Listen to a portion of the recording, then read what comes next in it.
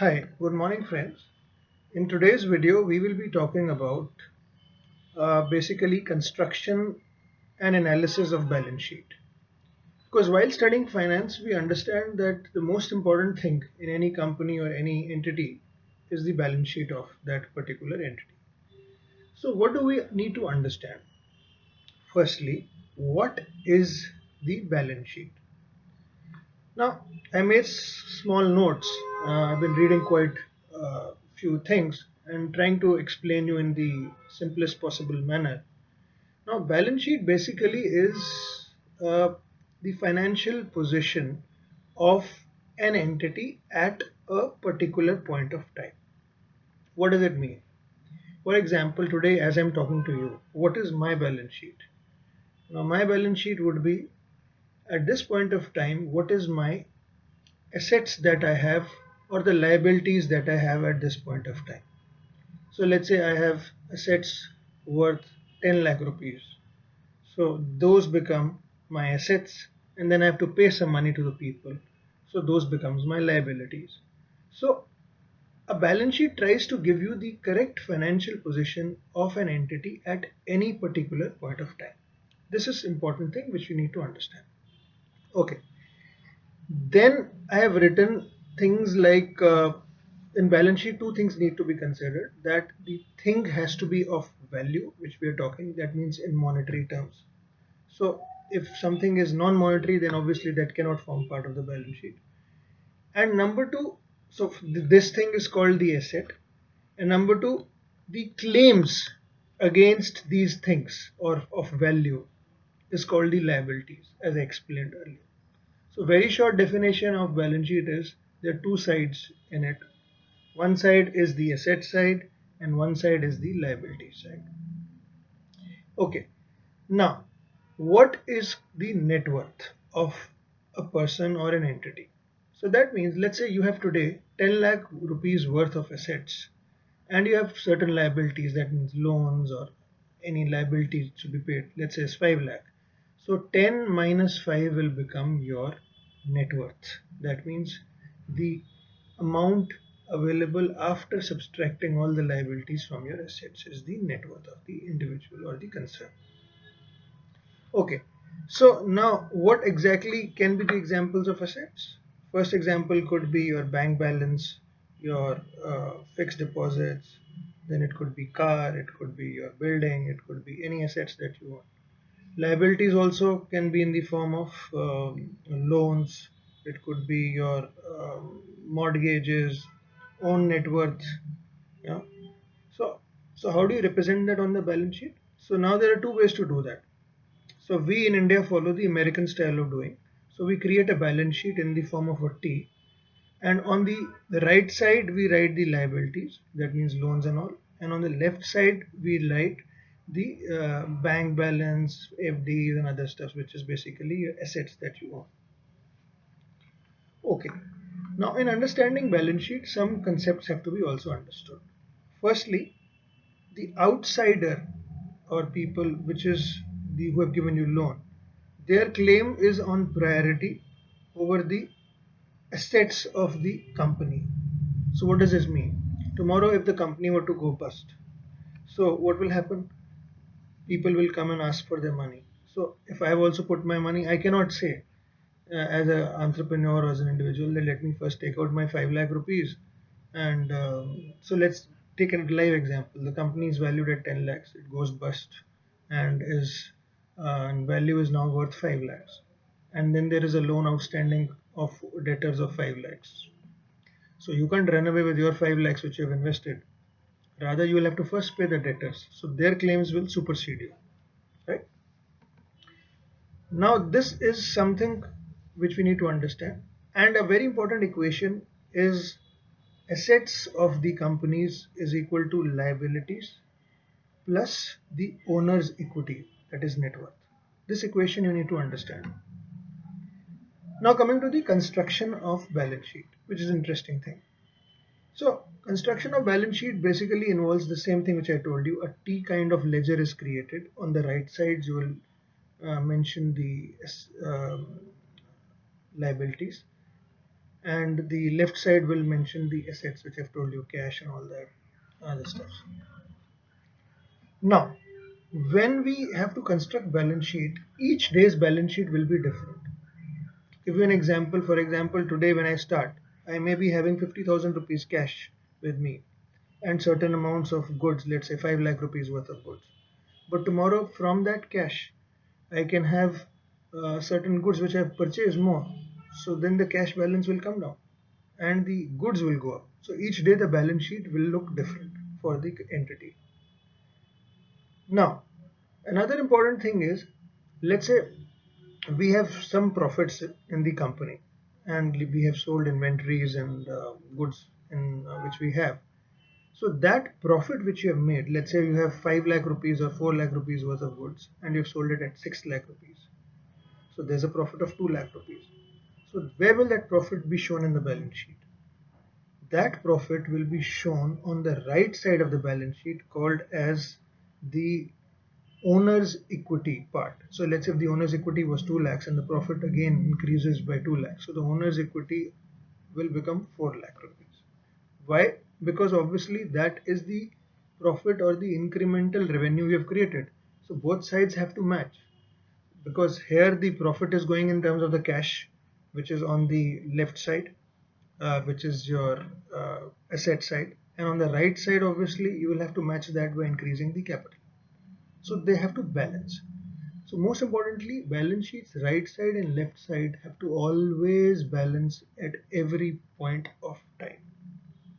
Okay, now we come to what are the entries or the things which we find in the balance sheet.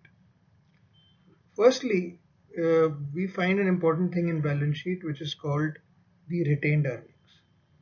Now, what is the retained earnings? Retained earnings is basically the profits which you have not paid to the shareholders or the owners of the company. So they are again shown as profits or other things on the right side of the balance sheet, as I've explained. Now let's talk about more contents of the balance sheet. One is called current assets. Now current assets basically is assets of the company which are for less than 1 year period. Now this will include cash, this will include conservative things like your debt, which is basically sundry debtors. For example, the trade receivables of the company. Now what does it mean? Let's say today I have some goods and services and I have given the money to the concerned people by in terms of, let's say, debtors. So for example, assets owed by the outsiders to this company. So let's say I'm buying goods on credit from outside. So that will be basically, I have to pay those people, but right now once the goods will be sold, I will only then be able to pay them. So that is called your sundry debtors. So that will be again part of your assets. So these are unsecured usually. But once you kind of secure them by giving them a promissory note or other things, then they become secured debtors, as we say. Okay. Then we come to the inventory in the balance sheet, which shows your raw materials, work in progress, your finished goods. Okay. Then we talk about other things in the balance sheet. So for most important understanding is, in the balance sheet, one side is called your assets. So these which we're talking about are current assets, as I've told you, which are less than 1 year. And the assets which are more than 1 year are obviously going to have impact in the long term uh, entries in the balance sheet. Similarly, like current assets, there's a column called as current liabilities in the balance sheet. So liabilities would mean basically what? The which I have to pay to the other persons. For example, amount owed by the business to the people who have lent money or basically purchased goods or services on credit. So that is called your current liabilities. Then what we need to understand is that in current liabilities, again, it's the same for less than or equal to 1 year period. Acceptance of promissory notes is also part, like in current assets here also you can issue promissory notes. Then accounts payable is basically called as sundry creditors. There we had debtors, here we had creditors. Then we have accrued liabilities, and then accrued means those which accrue over a period of time, and but they have to be shown. Right now, you have not paid, let's say, rent or salaries, but they are accruing, so they have to be shown in the balance sheet in the liabilities under accrued. Then there's provisional. Let's say there's a court case, and you have to make provision of losses. So you don't know, but you will make a provision, or income tax. Similarly, this is called contingent upon an event happening. So that also is shown. Then there's called long-term liabilities, which is more than 1 years of this thing. Now coming to the other part in the balance sheet, I have explained assets, I have explained liabilities. Now we'll come to the owner's capital. So basically called equity. Here the equity consists basically the money which the owner has put. So this will be in the form of share capital, and share capital again will have things like reserves and profits. So that also is shown in the balance sheet. Now what is share capital? It is money which I as an individual put in the company. So where will I put that? So this money which I have shown will be put in the form of the initial capital contribution. So let's say I am the initial and maybe 2 3 more people started the company. So that is called owner's capital. But then there's something called as preference share. That means they have preference over me in case the company were to tomorrow declare dividends. So there the charges would be, let's say if I am having a share worth 10 rupees, they will be given a share, let's say, worth 100 rupees, because if they have to be given a premium, let's say in paying dividend or anything, then we will charge more from those people.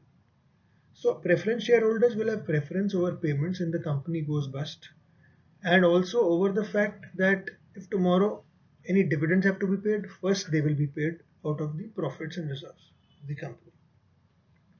Okay, one quick last thing before I forget this. I hadn't talked about while I was discussing the current assets side.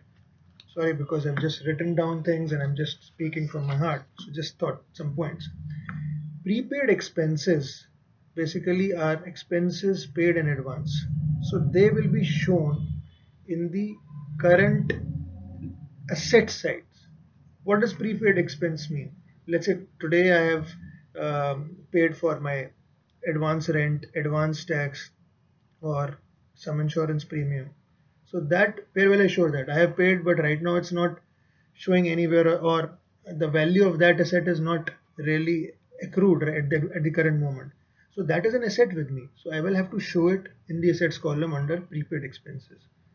Similarly, while I was talking about inventory, another important thing is the fixed assets. Now, what are fixed assets? Land, building, plant and machinery, furniture and fixtures. So these also will be shown as the asset in the asset column, long-term assets. And on these assets, you can charge depreciation.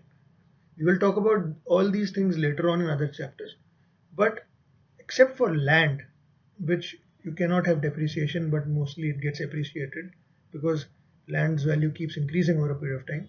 The assets have a life, so every year you have to reduce the value of the assets, which is what I meant by depreciation. And then you have certain intangible assets which have to be written, like patents, goodwill, copyright, and other things, which is again written on the asset side of the balance sheet. Okay, so that's all for today. So basically what I would like to quickly summarize is that balance sheet shows the financial position of an entity at a point of time by showing the assets and the liabilities. And once we see all of them, then we have a clear picture about how the entity is and have idea about whether we can is it a good company or bad company, how's the financials, and whether similarly banks also look at it while giving loans and other stuff. So this becomes an important point for financial reading of the health of a company. And yes, we've been reading in the past, a lot of people have fudged balance sheets and done other things. So which we need to be careful while reading the balance sheets. Thank you very much for watching this video, and keep watching my videos for more financial tutorials. Thank you very much.